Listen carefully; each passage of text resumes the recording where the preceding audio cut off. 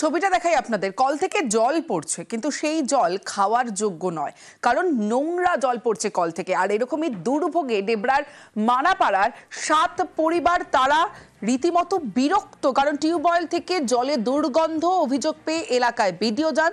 দ্রুত পানীয় জলের সমস্যার সমাধানের আশ্বাস দিয়েছেন বিডিও। টিউবওয়েলের সমস্যা বলতে জলটা নোংরা জল বেরাচ্ছে, সরকার থেকে বসিয়ে দিয়ে গেছিল, কিন্তু সেই জলটা এখন খাওয়া যাচ্ছে না, নোংরা আর আবার কি পচা দুর্গন্ধ। পানীয় জলটা হচ্ছে গত 2 বছর ধরে পানীয় জলে প্রচুর সমস্যা। অঞ্চল থেকে এখানে বসিয়ে দিয়ে গেছিল আপনার একটা টিউবওয়েল, কিন্তু টিউবওয়েলটা থেকে যে জলটা বেরাচ্ছে, জলটা পচা দুর্গন্ধ, সেটা খাবার অযোগ্য। আমরা পঞ্চায়েত প্রধানকে জানিয়ে কোনো রকম সুরাহা হয়নি। জল খাওয়ার জন্য এখন আপাতত 2 কিলোমিটার দূর থেকে আমাদেরকে পানীয় জল নিয়ে আসতে হয়, জানানোর পরেও কোনো সুরাহা হয়নি। 4 নম্বরের সাবিরগেরিয়া মানাপাড়া অঞ্চলে জল সংক্রান্ত একটা প্রবলেম আছে। আমরা ওটাকে ইমিডিয়েটলি ব্লক প্রশাসনের তরফ থেকে টেক আপ করছি, যাতে ওনাদের কাছে রেগুলার জলের ব্যবস্থা করে দেওয়া যায়।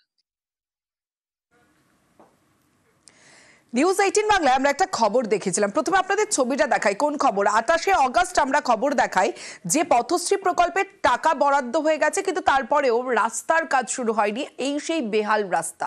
নিউজ 18 বাংলার খবরের জেরে এবার শুরু হলো রাস্তা সংস্কার। পথশ্রীর 3 কোটি টাকা বরাদ্দ হয়েও থমকে ছিল কাজ, এবং নিউজ 18 বাংলায় 28শে অগস্ট আমরা এই খবর দেখাই। এরপরই উদ্যোগী প্রশাসন। আমার সঙ্গে আমার প্রতিনিধি দিগ্বিজয় মাহালি রয়েছে। দিগ্বিজয়, কতদিনে রাস্তার কাজ শেষ হবে? এতদিন কেন থমকে ছিল এই রাস্তার কাজ? দেখো, এতদিন কেন থমকে ছিল সেই নিয়েই কিন্তু এলাকাবাসীরা তারা বিক্ষোভ প্রদর্শন করেছিল, সমস্যার কথা জানিয়েছিল এবং অভিযোগ জানিয়েছিল। সেই খবর গত 28শে আগস্ট আমরা দেখিয়েছিলাম নিউজ 18 বাংলা, যে বোর্ড বসার পরেও 1.5 বছর পেরিয়ে গেছে, টাকা বরাদ্দ হয়েছে প্রায় 3 কোটি, তাও কেন কাজ হচ্ছে না। এ বিষয়ে সেই সময় বিধায়ক হুঁশিয়ারি দিয়েছিলেন যে ওই কয়েকদিনের মধ্যে যদি কাজ না শুরু করে ঠিকাদার, তাহলে কিন্তু তিনি ঠিকাদার বদলির আবেদন করবেন। ভিডিও কথা দিয়েছিলেন, গাছ কাটা হয়ে গেছে এবং বর্ষার পরেই কাজ হবে, আপাতত সংস্কার করা যাবে। এই সমস্ত বিষয়ে এলাকার মানুষ যথেষ্ট সমস্যায় ছিল, সেই খবর আমরা তুলে ধরি বারবার। তারপরেই কিন্তু মাত্র কয়েকদিনের মধ্যেই তৎপর হয় প্রশাসন, এবং বর্তমানে সেই 6 কিলোমিটার যে রাস্তা যে বেহাল, সেখানে কিন্তু ইটের গুঁড়ি মোড়াম ফেলিয়ে সংস্কারের কাজ শুরু হয়েছে, এবং আগামী দিনে এই রাস্তাটি দ্রুততার সঙ্গে পথশ্রী প্রকল্পে ঢালাই রাস্তার কাজ হবে।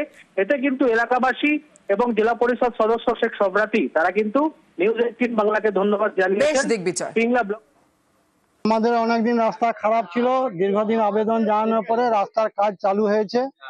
তবে জিসিপি এসেছে, সরানো হচ্ছে, মাল টাল পড়ছে, রাস্তাটা হবে, এটুকু শুনে আমরা খুশি। দীর্ঘদিন রাস্তা খারাপ হয়েছিল, যে তা আমাদের হচ্ছে রাস্তা কালকে থেকে কাজ শুরু হয়েছে, এবং আমাদের হচ্ছে ইট পড়ছে, এবং রাস্তায় জিসিবিতে সব মাটি সব খনন চলছে, কাজ চলবে। তো সেটা অনেক প্রতিবাদের পরে হচ্ছে, এটাই সবাই খুশি।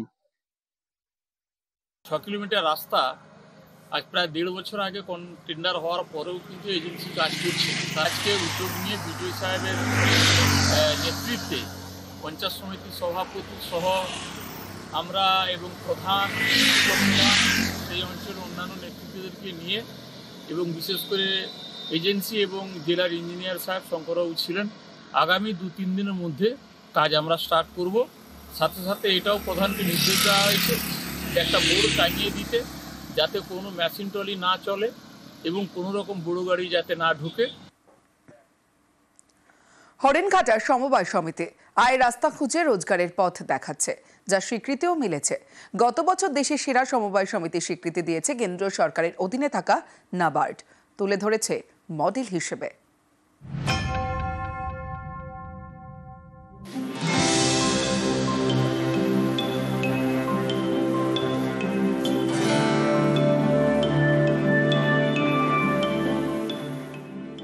এটা সমবায় সমিতি, দেখলে মনে হবে কর্পোরেট ব্যাংকের শাখা।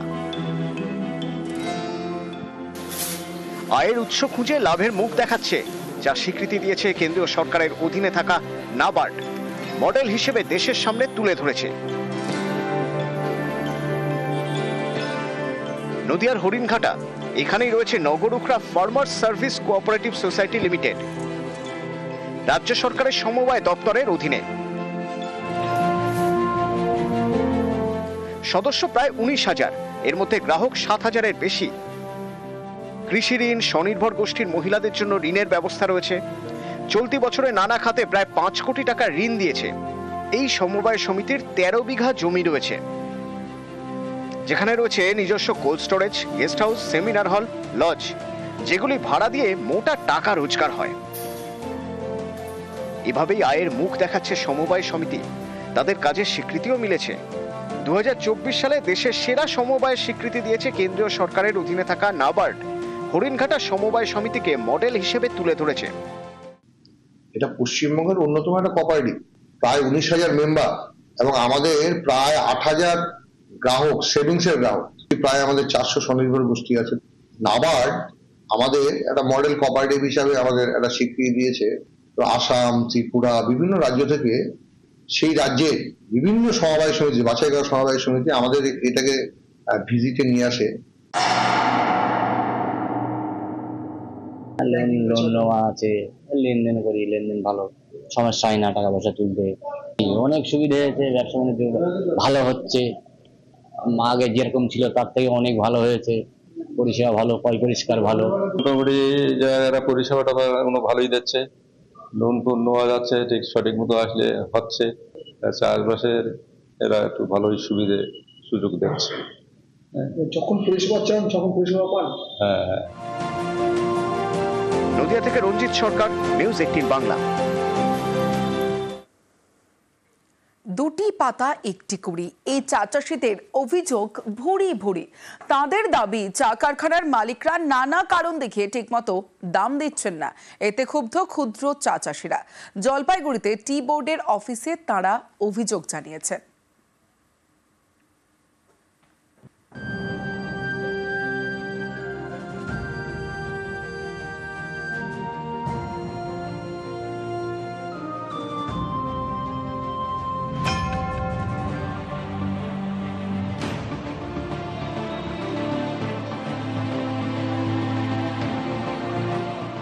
কেউ থাকেন কোচবিহারে, কেউ জলপাইগুড়িতে, সবাই ক্ষুদ্র চা চাষি।